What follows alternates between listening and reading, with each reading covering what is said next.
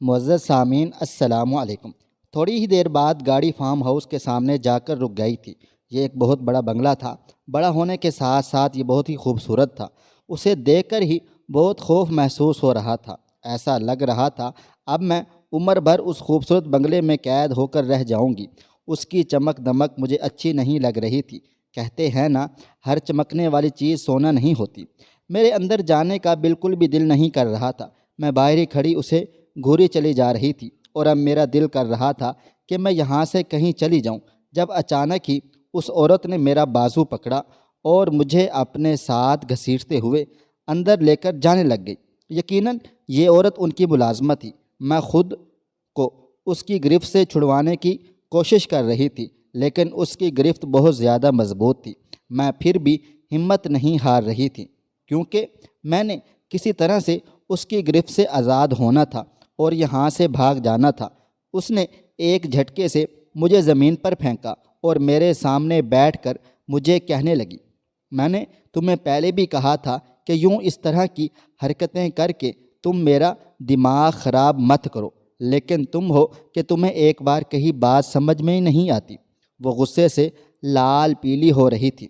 شاید اس عورت کو میری نگرانی پر رکھا گیا تھا۔ اس کی بات سن کر میں دوبارہ سے اس کے قدموں میں بیٹھ گئی تھی اور پھوٹ پھوٹ کر زاروں قطار رونے لگ گئی تھی کہ اچانک ہی مجھے اپنے اوپر نظروں کی تپش کا احساس ہوا۔ میں نے گردن اٹھا کر دیکھا تو وہاں پر کوئی بھی موجود نہیں تھا، مگر مجھے ایسا لگ رہا تھا کہ کوئی مجھے دیکھ رہا ہے۔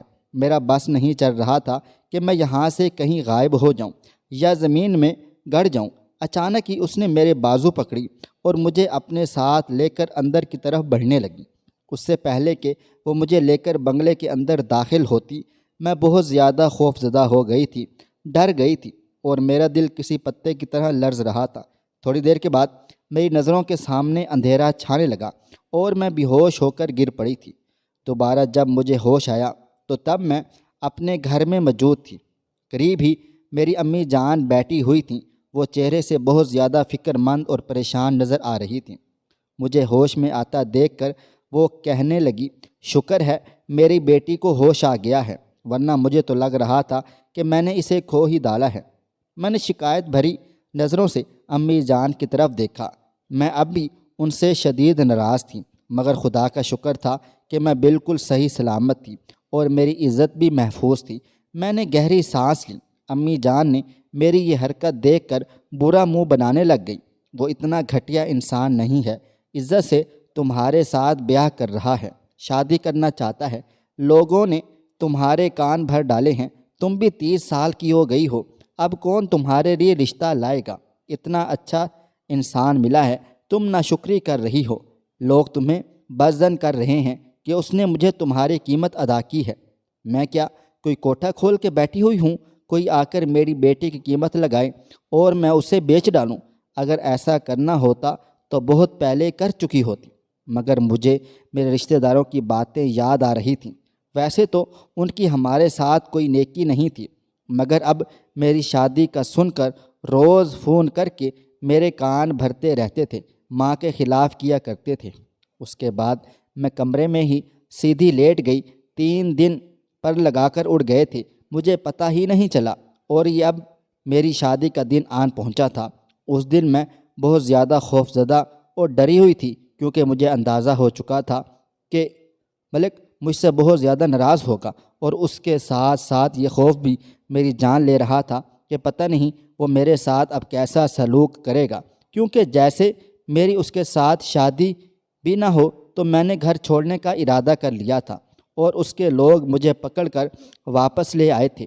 بن دیکھے مجھے اس شخص سے اب شدید نفرت ہو رہی تھی۔ مجھے بھی اپنے رشتہ داروں کی طرح یہی لگ رہا تھا کہ اس نے میرے ماں باپ کو پیسے دیے ہیں، اور ان پیسوں کے عوض میرے والدین نے میرا رشتہ 60 سالہ بوڑھے سے کر دیا تھا۔ لیکن مجھے معلوم نہیں تھا کہ حقیقت اس سے بالکل برعکس ہے۔ ہمیں تو لوگوں کی آنکھیں جو دکھاتی ہیں وہی دیکھتے ہیں، اور جو ہمیں سنا رہے ہوتے ہیں وہی سنتے ہیں۔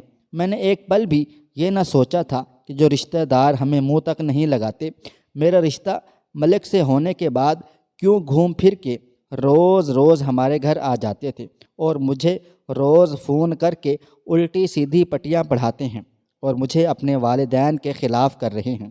میرا بس نہیں چل رہا تھا کہ میں یہ نکاح چھوڑ کر کہیں دور بھاگ جاؤں اور کبھی بھی واپس نہ آؤں، مگر گھر کے چاروں طرف ہی اس کے گارڈ موجود تھے جو مجھ پر کڑی نظر رکھے ہوئے تھے۔ شاید وہ یہ بات اچھی طرح سے جانتا تھا کہ میں باغی ہوں اور کچھ بھی کر لینے کی ہمت اور حوصلہ رکھتی ہوں، اسی وجہ سے اس نے احتیاط کرنا لازمی سمجھی تھی۔ خیر، اس کی یہ احتیاط دیکھ کر مجھے بھی بہت زیادہ پسند آئی تھی۔ کم از کم مجھے یہ تو پتہ چلا تھا کہ وہ مجھ سے خوف زدہ رہتا ہے اور مجھ پر پہرا لگوا دیا ہے۔ قریب ہی میری سہیلی بیٹھی ہوئی تھی جو مسلسل میرے کان میں سرگوشی کر رہی تھی۔ اس کی دوسری سرگوشی پہلی سرگوشی سے بھی زیادہ خوفناک ہوتی تھی۔ میں نے اس کے سامنے ہاتھ جوڑے اور اسے کہا، خدا کے لیے بہن بس کر دو، کم از کم مجھے یہاں سے تو صحیح سلامت جانے دو، ایسا نہ ہو میں وہاں جا کر بے ہوش ہو جاؤں۔ میری بات سن کر وہ ہنسنے لگ گئی اور کہنے لگی، بے ہوش تو تم نے ہو ہی جانا ہے، لیکن چلو خیر، اب میں تمہیں مزید تنگ نہیں کرتی۔ تم بھی کیا یاد کرو گی کہ کتنی اچھی دوست سے پالا پڑا ہے۔ میں برا سا منہ بنایا۔ تھوڑی ہی دیر کے بعد بارات کا شور اٹھا اور سب لوگ اتاولے ہو گئے تھے۔ میری اماں جان کا تو بس نہیں چل رہا تھا کہ وہ مجھے دونوں ہاتھوں سے اس 60 سالہ بوڑھے کو سونپ دے۔ مجھے اپنی امی جان پر بہت زیادہ غصہ آ رہا تھا، مگر سوائے چپ رہنے کے، خاموشی کے، میں کچھ بھی نہیں کر سکتی تھی۔ مگر پھر بھی میں نے اس کو اپنی قسمت سمجھ کر قبول کر لیا تھا، اور پھر وہ وقت بھی آ گیا کہ میرا اس سے نکاح ہو گیا تھا اور میں اب اس کی بیوی بن چکی تھی۔ رخصتی کے بعد مجھے ایک سجے ہوئے کمرے میں بٹھا دیا گیا تھا۔ میں بہت زیادہ گھبرا رہی تھی۔ کمرے میں اے سی چل رہا تھا، کمرہ ٹھنڈا ٹھار ہو رہا تھا، پھر بھی میرے ماتھے پر پسینے آ رہے تھے۔ مجھے یہ سوچ کر ہی خوف آ رہا تھا کہ وہ کس قسم کا انسان ہوگا۔ کیا اس کے ہاتھ میں لاٹھی ہوگی، اس کے بال نہیں ہوں گے، اس کی تو توند نکلی ہوئی ہوگی اور بدصورت بھی ہوگا، یا اس کے اگلے کے دانت ٹوٹے ہوئے ہوں گے، کیونکہ ایسی باتیں میری کزنز نے میرے دل و دماغ میں ڈال دی تھیں۔ پھر وہ کمرے میں آیا اور اسے دیکھ کر میں حیران و پریشان رہ گئی تھی۔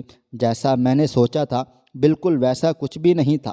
اس کی عمر بڑی تھی مگر لگتا 40 سال کا تھا۔ بہت سماٹ نہ تھا، نہ تو اس کی توند نکلی ہوئی تھی اور نہ ہی وہ گنجا تھا۔ وہ تو کسی فلم کا گریسفل ہیرو معلوم ہوتا تھا۔ میں نے خدا کا شکر ادا کیا کہ اس نے میری لاج رکھ لی، ورنہ میں ایک بوڑھے شخص کے ساتھ کیسے گزارا کرتی۔ کبھی جیسا ہمیں دکھائی دیتا ہے ویسا ہوتا نہیں ہے۔ میرے رشتہ داروں نے مجھے کہا کہ تمہیں 60 سالہ بوڑھے سے تمہاری شادی ہو رہی ہے۔ تب سے میں باغی ہو گئی تھی، جبکہ میری ماں جان مجھے کہتی تھیں کہ سنی سنائی باتوں پر یقین نہ کرو، یہ سب تم سے حسد کرتے ہیں اور ان سے دیکھا نہیں جا رہا کہ تمہارے لیے اچھا رشتہ آ گیا ہے، اس لیے تمہیں بدظن کر رہے ہیں۔ میں ان میں اب شرمندہ ہو رہی تھی کہ خواہ مخواہ ماں جی کو پریشان کیا اور حادثین کی باتوں میں آ گئی تھی۔ فوراً ملک نے مجھے کسی شادی میں دیکھا تھا اور میں ان کو پسند آ گئی تھی، لیکن یہ ساری حقیقت مجھ سے چھپائی گئی کیونکہ ہمارے رشتہ دار ہم سے بہت زیادہ جلتے تھے۔ ہم لوگ بہت غریب تھے اور ہمارے خاندان کی اکثر لڑکیاں اب تک کنواری بیٹھی ہوئی تھیں۔ ہمارے رشتہ داروں کو یہ بات ہضم نہیں ہو رہی تھی کہ میرے لیے اتنا اچھا رشتہ کیسے آ گیا ہے، اور فرحان صاحب مجھے نے کہا کہ وہ 60 سال کا نہیں ہے، 40 سے 45 سال اس کی عمر ہے۔ مجھے سمجھ نہیں آتا لوگ کیوں ایک دوسرے سے اتنا جلتے ہیں اور دوسروں کے دلوں میں بدگمانیاں پیدا کرتے ہیں، حالانکہ ہر کوئی اپنے نصیب کا کھاتا ہے۔ امید ہے آپ کو ہماری آج کی کہانی پسند آئی ہوگی۔ ملتے ہیں کل ایک نئی اور دلچسپ کہانی کے ساتھ۔ اللہ حافظ۔